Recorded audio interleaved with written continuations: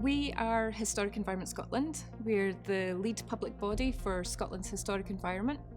We're here at the Engine Shed today, which is Scotland's Building Conservation Centre.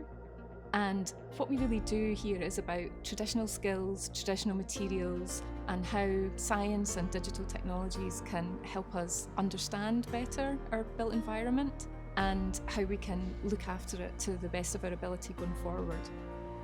HRC infrastructure funding that we've been fortunate to receive has allowed us to invest in really cutting-edge science and digital technologies.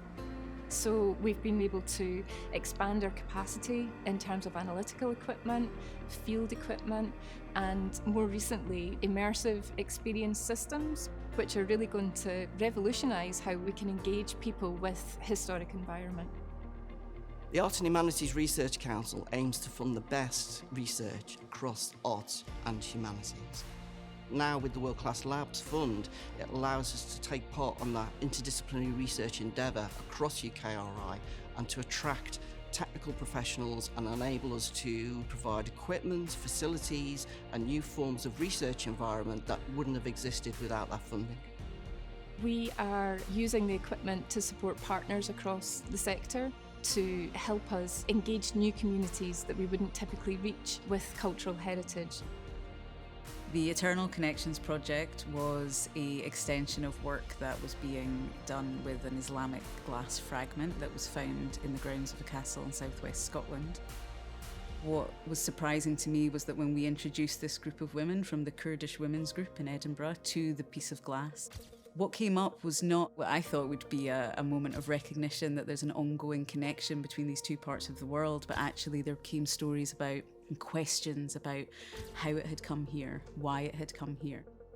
There's lots of intangible outcomes to this sort of work, including the reduced isolation, the well-being from being able to be involved in a creative project.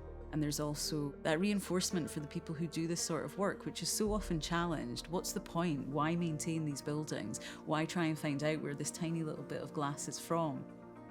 When you work in heritage, you allow people to meet themselves through history and explore their inner worlds, and that has an enormous impact that is difficult to measure and even more difficult to articulate.